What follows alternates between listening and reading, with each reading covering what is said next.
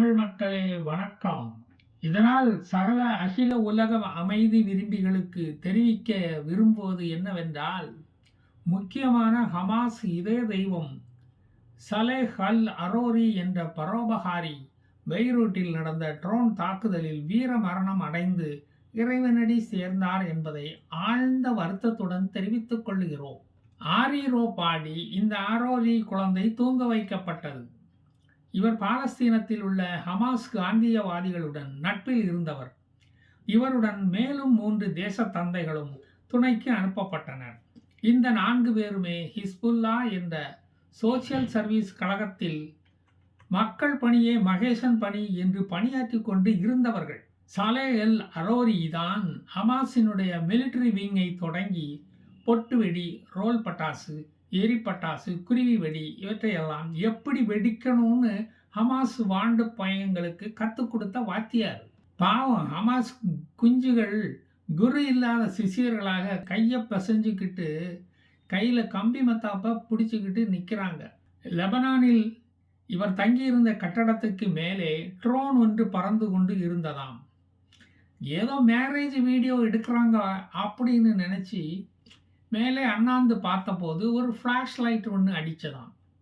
ஓ, photo வேறு எடுக்கிறாங்களா, எடுக்கட்டும் அப்படின்னு அவருடைய மேலாடையை சரி செய்து கொண்டு இருந்தபோது, இது மேலே வெள்ளாடை போர்த்துவதற்கான முயற்சி என்று பாவம் அவருக்கு அப்போது தெரியவில்லையாம். சோனகிரி ஏமாந்துடுச்சு. ஹமாஸை விட ஆயுத பலம் வாய்ந்த ஹிஸ்புல்லா புஸ்வானமான கதையை கேட்டு அமைதி மார்க்கத்தினர் அமைதியாக தலதரிக்க ஓடி தலையை காப்பாற்றிக் கொள்ள ஓடிய போது கட்டடங்களும் இடிந்து விழுந்த போதுதான் தெரிந்தது இது இஸ்ரேலின் வழக்கமான சில்மிஷம் என்று. அக்டோபர் 7ஆம் தேதிக்கு முன்னரே நேத்தன்யாகு இந்த காந்தியவாதியை தீர்த்து கட்டணும் அப்படின்னு உத்தரவு போட்டிருந்தாராம். அது இப்போதுதான் நிறைவேறியதாம். லேட் பட்டம் கொடுப்பதற்கு கொஞ்சம் லேட்டாக தான் வந்துட்டாங்க. பரவாயில்லன்னு நேத்தன்யாகு அண்ணன் சொல்லிட்டாராம். சையது ஹசன் நஸ்ரல்லா என்ற ஹிஸ்புல்லா சன்னியாசி ஏற்கனவே எச்சரித்திருந்தார். எங்கள் மண்ணில் எந்த பாலஸ்தீனர்களையாவது கொண்டால் பின் விளைவுகளை சந்திக்க வேண்டியது வரும் என்று கூறிய பின்பும் கொஞ்சம் கூட செவிமடுக்காமல், மதிக்காமல், அவர் சொன்ன வார்த்தையை மதிக்காமல், பயமே இல்லாமல் சலேஹ் அரோரியை சவப்பெட்டிக்குள் படுக்க வைத்ததை கடுமையாக அவர் கண்டித்தது மட்டுமல்ல, பதிலடி கொடுக்க ஏவுகணைகள் பலவற்றை பலரிடமும் கொடுத்து வான வேடிக்கைகளை நடத்தும்படி சொல்லி அனுப்பியிருக்கிறார். சவ ஊர்வலத்தில் தாரை தப்பட்டை அடிப்பதெல்லாம் அவருக்கு பிடிக்காதாம். வான வேடிக்கை தான் செத்து போனவருக்கு ரொம்ப பிடிக்குமா. லெபனான் நாட்டு நியூஸ் ஏஜென்சி இந்த ட்ரோன் தாக்குதலை பற்றி செய்தி வெளியிட்டது. ஆனால் யார் யார் இறந்து போனார் என்பதை ஆர்எஸ்பி மீடியா மாதிரியே வெளியிடவில்லை. ஆனால் அதை நேரில் பார்த்த லெபனான் நாட்டு மக்கள் உண்மையை உளறி வீடியோ வெளியிட்டு விட்டனர். அது ஆளில்லாத விமானம் போல இருந்தது. அதிலிருந்து 2 ஏவுகணைகள் சீறி பாய்ந்து வந்தது. அதை இந்த 2 கண்ணால நாங்க பார்த்தோம் அப்படின்னு வெகுளியா பார்த்ததை வெளியே சொல்லி வீடியோ வெளியிட்டுட்டாங்க. அது எல்லாருக்கும் தெரிஞ்சு போச்சு. ஹமாஸ் தலைவர் அங்கு ஒளிந்திருப்பதை உன் ஆளுதாயா இஸ்ரேலுக்கு போட்டு கொடுத்து இருப்பான். இல்லைன்னா இஸ்ரேலுக்கு அவன் அங்கே ஒளிந்து இருப்பது எப்படி தெரியும்? ஏதோ ஒரு நல்ல காரியம் நம்மால நடக்கட்டுமே என்று அவனும் அப்படி நினைச்சிருக்கான் இல்லையா? வேற என்ன வேண்டும் இஸ்ரேலுக்கு? இது போதுமே. அந்த வெடிகுண்டு சத்தம் முஷ்ரஃபியா என்ற பெய்ரூட்டின் மிகவும் பிஸியான பகுதி, அந்த பகுதி முழுவதும் கேட்டு அந்த பகுதியை குலுங்கியதாம். அந்த பகுதியில் வாழ்ந்த மக்களை எல்லாம் உலுக்கி எடுத்து விட்டது இந்த சம்பவம். காசாவில் தான் குண்டு வீச்செல்லாம் நடக்கிறது. தினமும் எத்தனை பேர் செத்தான் என்பதை நாளைக்கு டிவியில் பார்த்து தெரிஞ்சுக்கலாம் அப்படின்னு தூங்க போன லெபனீஸுகளுக்கு எதுக்கு நாளைக்கு வரைக்கும் வெயிட் பண்ணிக்கிட்டு இருக்க, இந்த இப்போவே தெரிஞ்சுக்கோ அப்படின்னு போட்டு தள்ளிவிட்டு இந்த ட்ரோன் அடுத்த ஷூட்டிங்க்கு வேறு இடத்துக்கு கிளம்பி போயிடுச்சு. தாக்குதல் நடந்த இடம் ஹிஸ்புல்லாக்கள் அமைதியாக குடும்பம் நடத்தும் நகரின் மையப்பகுதி. இனி தூக்கம் வருமா அவங்களுக்கு? ஹமாஸு, ஹூத்திஸு, ஹிஸ்புல்லா இந்த வரிசையாக வறுத்து எடுத்துக்கிட்டே இருக்கானே இந்த இஸ்ரேல் வாண்டு. எல்லா புல்லாக்களையும் அல்லாஹ்கிட்ட அனுப்பாமல் ஓய மாட்டான் போல இருக்க. வெடித்த இடம் ஹடி நசரல்லா ஸ்ட்ரீட். அது பெய்ரூட்டின் மையப்பகுதி. ஒரு காலத்தில் உலகத்தின் மிக அழகிய நகரம் என்று பெயர் எடுத்த அதே நகரம்தான் இந்த பெய்ரூட். இப்ப குண்டு மழை பெய்யும் ரூட். ஏன்டா 2 மாசமா காசா நிலப்பகுதியை தானே உழுதுகிட்டு நோண்டிக்கிட்டு வச்சுக்கிட்டு இருந்தீங்க. திடீர்னு லெபனான் பக்கம் தீப்பந்தத்தை கொளுத்தி போட்டுட்டு போயிருக்கீங்களே. இதை உலக மகா யுத்தமாக மாத்தாம விடமாட்டீங்களாடா? இது இஸ்ரேலின் கோழைத்தனமான ஒரு செயல். அடுத்த நாட்டுக்குள் அத்துமீறி போய் ஹமாஸ் ஆதரவாளர்களை போட்டு தள்ளுவதை அமைதியை விரும்பும் இந்த உலக மக்கள் ஏற்றுக்கொள்ளவே மாட்டார்கள் என்று இசட்டல் ரிஸ்க் என்ற ஹமாஸ் தலைவன் கூறியதை கேட்டு யாரும் வயிறு குலுங்க சிரிக்க வேண்டாம் என்று தாழ்மையுடன் கேட்டுக்கொள்கிறோம். ஹமாஸுக்கு அப்புறம் கோபம் வந்துடும். அப்புறம் அடுத்த நாடுன்னு கூட பார்க்காம ராக்கெட்டை விட்டு கொல்ல ஆரம்பிச்சிடுவோம். மக்களை படுகொலை பண்ண வச்சிடாதீங்க. பெண்கள் குழந்தைகள் உயிருக்கு உலை வைக்காதீர்கள், எச்சரிக்கிறோம்.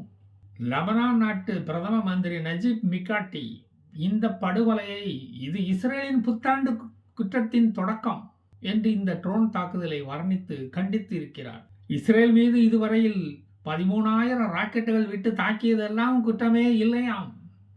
அதெல்லாம் பாலஸ்தீனர்களின் மகிழ்ச்சியான பண்டிகை கொண்டாட்டங்களாம். இன்று 594வது நாளாக பெட்ரோல் டீசல் விலையில் மாற்றம் இல்லை என்று ஒரு வரி செய்தியை ஊடகங்கள் போடுவதைப் போல இன்று 88வது நாளாக இஸ்ரேல் ஹமாஸ் தாக்குதல் என்று செய்திகள் இனி வந்து கொண்டேதான் இருக்கும்.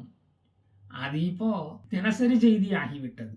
ஈரானிய தீவிரவாதிகளின் தந்தை என்னுடைய ஹிஸ்புல்லா பிள்ளையாண்டான்கள் இதற்கு தக்க பதிலடி தருவார்கள் என்பதை அவை அடக்கத்துடன் தெரிவித்துக் கொள்கிறேன் என்று கூறியிருக்கிறார்.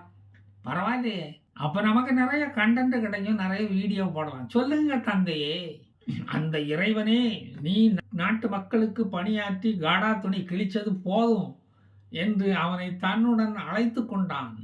அவனுக்கு உரிய பதக்கம் மெடல்களை சொர்க்கத்தில் அல்லாஹ் வழங்குவான். அந்த கண்கொள்ளா காட்சியை பார்வையிட மற்றவர்களும் இறைவனை காண தயாராகிக் கொள்ளுங்கள் என்று லெபனான் நாட்டு ஹிஸ்புல்லா பொதுச் செயலாளர் அறிக்கை வெளியிட்டுள்ளார்.